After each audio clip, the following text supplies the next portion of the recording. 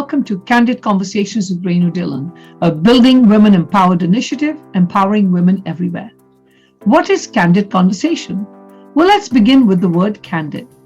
Candid means straightforward, truthful, and honest. What does conversation mean? Conversation means an informal chat between two or more people where ideas, stories, and information is exchanged. Combined, we have Candid Conversations with Rennu Dhillon. That's me. Every woman has a unique life experience to share. It could be personal or professional. By sharing your story on this platform, you will use and find your voice to inspire others to find their voice too. Through these personal stories, which are unfiltered, uncensored, and straight from the heart, women will empower other women to make incredible things happen. My goal is to empower you, and you empower me, and together we empower women everywhere. I want every girl and woman to know that her voice can change the world. If you know any woman that has a story to share and you feel they should be on the show, then please contact me, and my information is on the screen right now. Marilyn Monroe once said, "Give a girl the right pair of shoes and she will conquer the world." I believe that if you give a woman her voice, she will conquer anything and everything. Let our voice be the revolution for change. After all, a woman is a full circle, for within her she has the power to create, nurture, and transform. Enjoy the show.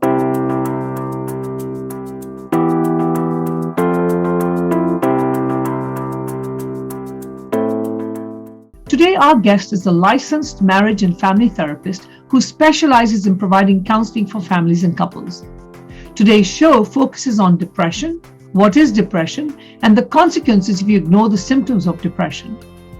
Depression, also known as major depressive disorder, is a common but very serious medical condition that negatively affects the way you think and act. It causes feelings of sadness, loss of interest in activities, loss of interest in your life, and this can lead to a variety of emotional and physical problems. Depression can actually decrease your ability to function as a person. Depression actually affects an estimated 1 in 15 adults in any given year, and 1 in 6 people will experience depression at some time in their life. Depression can occur at any time, but on average it first appears during the late teens and mid-20s. Women are more likely than men to experience depression. Some studies have shown that 1/3 of women will experience a major depressive episode in their lifetime. There is a high degree of heritability, approximately 40%, when first-degree relatives such as parents, children, siblings have depression. Now, there's a big difference between being depressed and feeling sad. For example, when you lose a loved one, you feel very sad, and that grieving process is natural and very unique to each individual and shares very similar features to depression. But grief and depression, although they may involve intense sadness and withdrawal from usual activities, they are very different. So let's begin our show with our guest, who will educate us on depression overall and what can happen if you ignore these symptoms, since depression is not something you're going to outgrow. Our guest today is Simi Markar. Simi is a local licensed marriage and family therapist. She's the founder and director of Mindset Counseling Group, which has locations in Fremont and San Jose. These counseling sessions are provided virtually and in person. Simi and her staff specialize in providing counseling for families and couples. They focus on strengthening relationships and reducing symptoms that are related to stress, anxiety, and depression.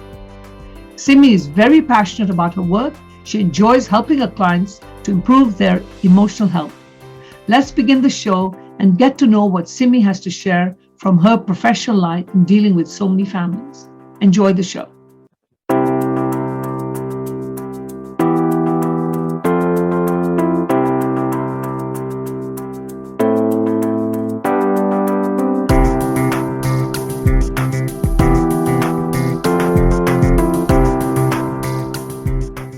Well, welcome to the show, Simi. So happy to have you on Candid Conversations. Thank you, Rennu. Happy to be here. Yes, always happy to have you. So wanted to touch on this topic of depression, which we know that people don't like to talk about. And also, especially in our Asian community, we pretend it doesn't even exist, or we think we're just going to miraculously outgrow it. And I know, especially during COVID, I'm sure, just like domestic violence, the numbers have increased so much. I'm sure kids, adults, women, men, everybody's, probably gone into a lot of anxiety. I mean, I got very anxious, just fed up listening to the news. The elections were going on at the time. I was tempted to call you myself once. I'm like, okay, I'm done with this. So let's talk about depression and what is it, because people compare it to sadness. So depression it is kind of like a sadness. It's like you start to experience a lack of interest in doing your normal activities. You're not as active. You don't have as much energy. I always look for like disruptions in sleep. If you're sleeping more, sleeping less, very disorganized sleep. If you're not eating well, eating patterns changes, eating a lot more, eating less. Also substances. I feel like in pandemic, we saw a lot of substance use go up, meaning like it could be alcohol was a common one. And some people, they use this as a coping mechanism. When I look at depression, it's symptoms that are going on for more than 2 weeks, 3 weeks, 4 weeks, and we're not coming out of it because sadness comes and goes. And I feel like we can manage through some of these day-to-day stressors. But when depression hits, we really need to look for these symptoms that are like lasting longer than 2 or 3 weeks and paying attention to the severity, because sometimes it will get worse. And we think like, oh, I'll ignore it. It's going to get better. I'll be fine. So, in pandemic, I think a lot of women face the depression because we're so used to having our social support. And social networks. And then we weren't able to meet people. We were really isolated to the home. And it took us a little while to figure out like, hey, we need to get on FaceTime, Zoom. We need to connect with people online. That took a little while for people to kind of figure out that, hey, I need connection and I need to reach out.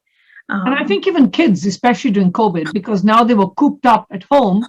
And then some parents can be the helicopter parent that keeps opening the door. Are you studying? What are you doing? And not giving them a break.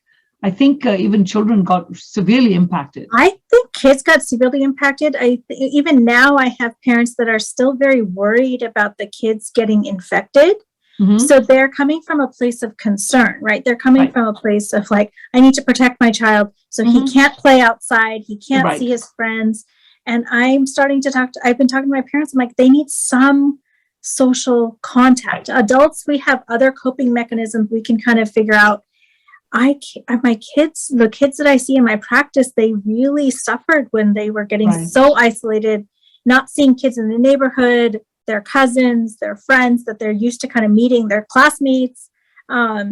It was really tough for a lot of the children. So then how do you identify? So what are the examples I hear women, let's say, for example, you lose a loved one. You're not depressed before, you lose a loved one. Now you're very sad. You're very sad and your symptoms are very similar to depression. Now, sadness can probably lead to depression, right? But how do you tell the difference? You mentioned the symptoms after 2 to 3 weeks, but what about, eating? We go through moods of eating. So how do you figure out if you are depressed? Yeah, there is an overlap with depression and grief. So what you're describing is grief when we have a loss. And I think that's normal situational response, right? We have a loss, there's grief response, meaning you give yourself time to feel the sadness. That is appropriate. There is a situation that caused that event. So depression can look a little different because sometimes it's not event related. It's just like, I don't know what happened. Like I was going around fine. I also check in with my women clients about burnout because I feel like we don't realize that we've pushed our limits so far on functioning of like, oh, I can do everything. I can go full-time job, full-time mom, full-time house, full-time social person. And then you realize that you've depleted your energy so bad that it's like you're not rebounding, like you're not coming back from that very easily. And so that's also something to watch. But grief, is a little bit different because that is situationally related. So it's connected to something. Yeah. And then for women, you also suffer from depression. Normally, a very common one, I believe, is postpartum depression, right? So that's hormonal, right? Yeah. So a lot of people think, Simi, such a common thing. Well, we never want to talk about it because we feel that if we say we're feeling depressed, we're going to get labeled or they think we're wacko. And then women always feel that, oh, you're going to outgrow it. Don't worry about it. You can't really outgrow depression, right? You can't just simply wake up and say, I'm no longer depressed. Right. You need help, right? I think with my I actually personally like working with the postpartum moms. I'm a mom myself, so I understand just the life change that happens when you have a child. Yeah. And I don't know if we talk about it enough, right? To talk to the women that your life is going to change tremendously, and your physical needs, your emotional needs, like there's a lot of adjustment. And also being able to then express to partner and to people around you what you need. You're like, I need rest. I need a break. Right. Because there's a lot of pressure that you're supposed to handle it all. You're supposed to know how to breastfeed. You're supposed to know how to just like do everything, the minute you get home from the hospital. And I just kind of normalize that with my clients. I'm like, look, it's going to take a minute to figure this out. And get support if you need it, right? There's counselors here. You can do virtual sessions. In my practice, I let moms bring the babies. I'm like, please just come to the appointment, bring the baby. I don't care. Like, come talk to me. You have a safe space to kind of work through, all your feelings. Some women are very honest and they're like, I don't really want this. Like, this is not what I wanted. Right. My life has changed so much. And I was like, yeah, please be honest. You can be honest here. And, it's a big change. And so I think we need to really acknowledge that postpartum we need to support the moms. Like this is the first time they're doing this. They don't know what exactly they don't know what to expect. Right. So don't, try to alleviate some of that pressure. And then the other one, of course, is during menopause. I mean, I met someone today and she was just like, Rennu, I'm going through menopause. I've never felt so anxious in my life. There's something wrong with me. And I told her, I said, get help. And I said, and she said, well, a lot of my friends have said, don't take any medicines, don't take any hormones, just you'll get over it. And I said, no, if you're getting to the point where you feel anxious, where your day-to-day life is not functioning, that means you need help. You're getting it. That's a good indicator. If your day-to-day life is getting affected, right? I'm not functioning in the way that I normally function. I can get up and execute and do and manage my moods and emotions and, the daily stressors of life. You start to realize I'm not handling things well. It might be a good time to speak to someone. And we just normalize menopause is another change in a woman's life. Yeah. And we don't talk about this enough either, where it's like a lot of change and it looks different for everyone. Some people 49, I have women who are 49 and having premenopausal symptoms, and then 56, 57, it's like the ages range, the symptoms range. And so in addition to counseling, I assume even people who are depressed also need to get medications, right? To help them. Yeah. Sometimes. Sometimes. And sometimes it's so bad that so I tell people, I'm like, if you had migraines, I would send you to the headache doctor to get help with migraines. Correct. If your depression is so bad that you're not even getting out of bed or can't even talk to your kids, then please there's some medicine and it's not forever. Let's just do a short-term 6 months help. And then after that, you want to look at getting off of titrating down and getting off, that's fine. But short term, let's deal with it. Why are you suffering? And for children, especially, I feel for teenagers, a lot of parents will just say, this is just them being a teenager growing up, and they start locking themselves in the room. Yeah. And unfortunately, parents sometimes find out when it's too late, or, that they wish they had done something about it. What would your message be to parents out there who can't decide whether their child is just being a teenager and just refusing to communicate with them, or is actually depressed to the point of suicide? First thing I want to say to my parents is listen to your kids. They're like, I'm not doing okay, or I'm upset. The other thing is to listen to them and see if we can hey, do you want to try talking to a counselor 3 times and see if it helps you, right? There's no harm. Try it, see if it's effective, helpful. It's out there for you. There's plenty of counselors in Fremont, in the Bay Area, that are available that work with teenagers. The other thing I really work on with my parents is I really need connection in the home. So I work with my parents on like, are we having family dinners together? Are we having that time where we come together? Because if we're not and not feeling connected, our kids start to look for connection on the internet, social media. They're like, I'm not connecting at home. The parents are fighting or really working a lot. Like we're not all coming together as a family very often. So kids start to look elsewhere to be like, hey, I need to feel like I have someone's listening to me. I'm feeling accepted. So that's also another thing. I work with my parents a lot to be like, what can we do for just outings as a family, home time as a family? Can we do movies? Can we do dinner? Can we barbecue? Can we hang out? What makes sense to your family to spend quality time together? So a lot of people always wonder what am I going to speak to my counselor? I don't know her. I don't know him. What is this session going to be about? People are scared because they say, I don't even know what's going to come out of it, and I'm going to be labeled as someone that needs help. So what exactly happens in a counseling session? We work really hard to make the office very welcoming. Most therapists and like my colleagues in Fremont, we work really hard to make it like very comfortable, welcoming. And we also want to go at the client's pace. And so a lot of my clients have come in and I will ask them, I'm like, hey, have you been to counseling before? And they'll say no. And I said, okay, let me explain to you how some of this works. I can ask you questions or you can start where you feel comfortable, client. So I like to give them choices. I was like, where do you want to begin? Do you want to start with current, present day, something that's going on that you really want to address, or something that maybe happened in the past that is still kind of weighing on you? So counseling it's not one size fits all. It's and sometimes you may meet the counselor and you're like, I don't feel the fit with this person. And the counselor is completely fine with that. Then they encourage the client to be like, hey, try another counselor and see if that's a better fit. We are not going to get offended. We are like, we want you to get the support that you need. And if it's me, if it's somebody else in the community, we support that. So please, if you don't feel the connection at first with your counselor, try a different one. And what are the consequences when people just simply ignore? What have you seen in your practice when they just simply ignore? Parents ignore their kids, their feelings, or women ignore their symptoms of depression and scared to address them? Symptoms tend to get worse, right? We ignore things. Like if I ignore a cut on my hand and I don't put medicine and I don't take care of it, it might get infected.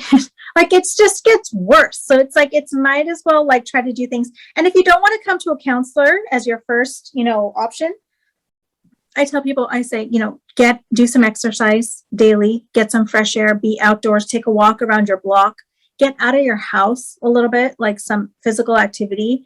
Try to connect socially. So even if it's a FaceTime call while you're doing dishes and you're chatting with your sister or your friend, just chat with someone and, share. In the pandemic, we were encouraging people to do a lot of like distance visits, like have someone come to your front yard and just like chit chat at a distance, keep your masks on, just be safe. But like the importance of social connection for women is huge. And I think the pandemic brought that really forward. Yeah. I had a guest on one of my shows recently, and she actually, it's funny, you mentioned that. She said for women, the sisterhood, the connection with other women is so critical in their life, sometimes even more important than connecting with their partner, their spouse. Or even you can have a great spouse and great kids, but if you don't have that sisterhood, it really starts to bring you down. Yeah, so the loneliness in the pandemic really brought depression symptoms forward. We had a lot more of those depression symptoms come up. Yeah. So tell us a little bit about yourself and what you do in your practice. So I am Simi Markar and I run Mindset Counseling Group. We are a group practice here in Fremont and in San Jose. And so we have, I think we have about 15 therapists right now. And we're doing a lot of virtual sessions as people have been reaching out for help. And we are doing in-person sessions also.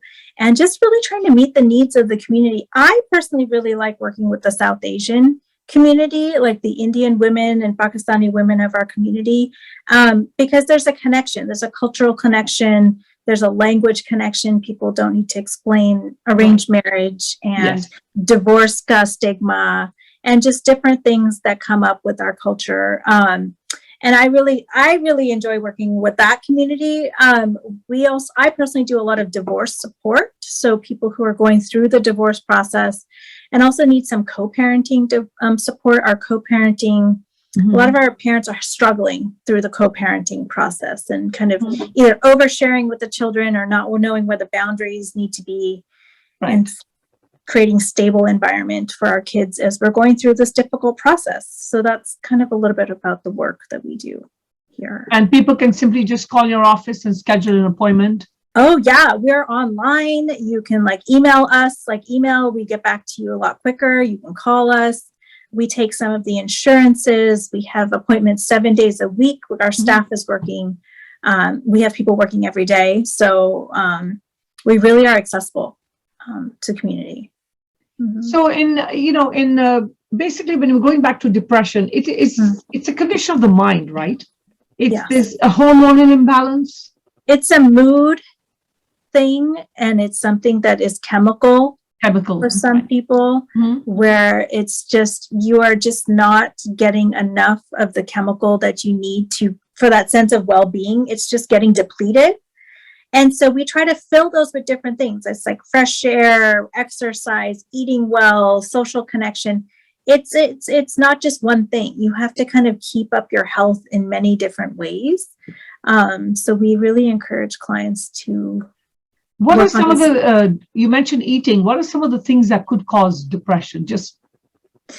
So some of my clients, because they're depressed, they want to just eat chips and ice cream, and they're trying to soothe themselves with food. And it's like a temporary fix, because in the moment you feel it's like a sugar high. Yeah, sugar, salt, whatever it is for you. Yeah. And then later you actually feel worse. Some people are like, oh, I ate so much, or I'm putting on weight and I don't feel good now. And so we're trying to say, try to eat healthy things, try to stay active. We're trying to keep your body healthy, so that you keep your mind healthy, right? But we sometimes fall into these patterns, I'm going to drink more wine that I should not have drank so much wine. Right. But in the moment I was trying to soothe myself, right? And so we start to, in therapy, start to look at these patterns of what are you doing to try to soothe yourself? And is it helping you? Is it not helping? What could we change a little bit? And there's a stigma there about depression. So what would you say to people who are worried about what others are going to think if they find out that they're depressed? I think there's one thing to say, there's a depression diagnosis, but most of what I want to do in our mental health community is to talk about, I have depressive symptoms. I am just dealing with symptoms of depression, and I'm trying to manage symptoms. This is part of everyday life. We all go through tough periods of time where there's stressors on us. Right. Parenting is hard. Marriage can be hard. In-laws, managing our aging parents can be challenging. So please don't, these things are challenging, and I don't want to pretend oh, I'm fine, nothing bothers me. That's not reality. We all are struggling with something, and it's okay to admit that. It's okay to be yeah, this is hard right now, and I could use some support with this. And especially for women, as you mentioned earlier, we want to do everything. We want to be the super mama, super career woman, super everything. Well, especially in pandemic, we were expected to be. Everything shut down, and you're supposed to be the teacher and helping, getting tech support, getting the schooling done, and all the meals, ready, and just running the whole house, and maybe possibly holding your own job. How are you supposed to do all these at once? It's very challenging. And in terms of kids, have you found that kids will open up to you? Do they want their parents in the session with you, or? So I like to give them the choice. So when kids come in here, and usually the first session, we have parents sit in in the beginning, because it's the first session to be like, hey, give me background, like tell me kind of share with the therapist what's going on. And then I'll like ask the kiddo, and I'm like, so do we want mom to kind of stay in the session or not? And a lot of my kids will be like, no, I kind of would like the time for myself. Right. And I like to, again, give them some choices. And usually I tell the parent, I'm like, hey, this is actually a good thing. This is a good thing. It's not threatening. It's actually fine, because then the child has a chance to open up. And if there's something going on, then we can actually like, they're able to talk about it. Yeah. I think that's very important, because again, going back to our South Asian community, we tend to be so overprotective, and we want to know everything, and then the parent probably wants to say, well, what did they say to you? And what's going on? And what's going on? And tell me, they shouldn't be telling you things that I don't know about. So, It is a little bit challenging for the parents, because just giving a little bit of control away. But it's for the greater good, right? If your child is struggling, anxious or depressed or both, it's like the parent sometimes can only do so much. Right. So then, I always stress communication is so critical in anything, whether it's with your spouse, your employees, your kids, it doesn't matter what it is. Keep the communication going. But some of our parents, Rennu, are not good at this. Like the communication is tough in the house. The parents have cultural. The parents have conflict and they don't communicate well. So the house doesn't create this environment of openness. So the children don't know how much I can share, don't share. And I also think sometimes parents try and project that they were so perfect themselves growing up. No parent wants to admit that they have made mistakes. So now the child feels, oh my God, I had these perfect parents, but I'm not like them. I personally think it's so important to be able to tell your child, hey, I failed my math test, but I still made it where I am, but I failed my math test. It's okay. I'm so glad you say this, because I have a lot of high achieving parents that come in here in our community, like very successful, very amazing parents, right? But then the children of these families are like, how am I supposed to live up to this, model? And so then I turn to my parents and I say, hey, can we share in the house that you had a tough meeting today, or that you have a meeting tomorrow that you're worried about, and how you're going to approach that? Like, can you be vulnerable with the kids in the house in real time, so they see that you're actually you're having challenges yourself and how you're meeting those, right? Because otherwise our kids think that like we've got this all figured out. I know. I see this all the time in the education business, that even parents, anything that they enroll their children in, they don't want to enroll them just for fun to learn. Everything has to be to win.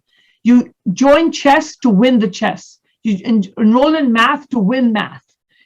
Painting, you've got to be perfect. And nothing is ever done just for, and the pressure is so intense. And then you're comparing. We have parents who compare 4-year-olds. They want to know, well, how come that 4-year-old is doing this? We have babies. We have parents with infants will say, my infant's not walking and they're 12 months. Not talking, not walking. Not talking, and they panic. We'll be like, they're okay. Yeah, I know. The comparisons with siblings, cousins, Masi's daughter, this daughter, I know. And actually, I think this puts a child into that depressive state that you start feeling that you're a failure. And when those symptoms, when you start feeling that you're a failure, you start actually going into that depressive state. Which is also, it's being caused by the parents' anxiety. Yes. So totally. I need to manage the parents' anxiety that your 3-year-old is not quite talking yet. He's getting there. We're going to be okay. Like, and in another 6 months, by 3.5, maybe we'll look at some interventions, but like, he's okay. Or even if they have to go for speech therapy, it's not a big deal. It's fine. I know. Yeah. It's fine. And it's here for you. And it works. And it's effective. One of the biggest things I hear Simi all the time is, why is my child like this? I was never like this. And I'll be like, well, sometimes you feel like saying, actually, you probably were. Yeah, you probably were. Yeah, you probably were, but you just don't want to tell me. But anyway, it's been such an enjoyable conversation. So in closing, Simi, what would your message be out there to families, to women, to parents, to kids about getting help? I want the community to know that there's help out there. There's really wonderful therapists that are welcoming, and everything is confidential, and there's really great services out there. So if you feel like you're ready to take that step, please just do a search in your community and you can find help. You don't need to suffer alone. That's all I want people to know, that there's help out there. Well, we will be putting your information out at the end of the show, but I want to thank you so much because I felt this was such an important topic to address. We had a mom a few weeks ago on our show that talked about her son. She lost her son, unfortunately, but she was very brave. She came on the show and she talked about how even though they had identified, him and she tried to get him help, one of the things she struggled with is after 18, kids can decide, if they want help, he would not take his medication. And it becomes really difficult. And she said, her message too was early intervention right from the beginning and communication, just communicate, listen to what your kids have to say, even on something as tiny as being bullied at school. That's critical. Oh, has a huge impact. Yeah. Like, please get support. Yeah. Earlier, the better. Don't let things get too far. To the point of too far. Yeah. Mm-hmm. Well, thank you so much. It's been such a pleasure as always. Thank you so much. Thank you. I hope you enjoyed the show and I hope you found it informative. As we all know, depression is definitely something that you're not going to outgrow and you have to get help, whether it's for yourself, for someone else in the family, a friend, or even your child. You're not going to outgrow depression, so don't mix it up with sadness. Definitely something that you need to seek help with. Simi's information is available at the end of this show. Do reach out to her or anyone else that you may know. And whenever you see someone, remember, you can hide your feelings, but your eyes can never hide how you really feel. So be open. Keep your communication clear, especially with your children. Listen to them, even when they're not speaking. Until next time, have a great week.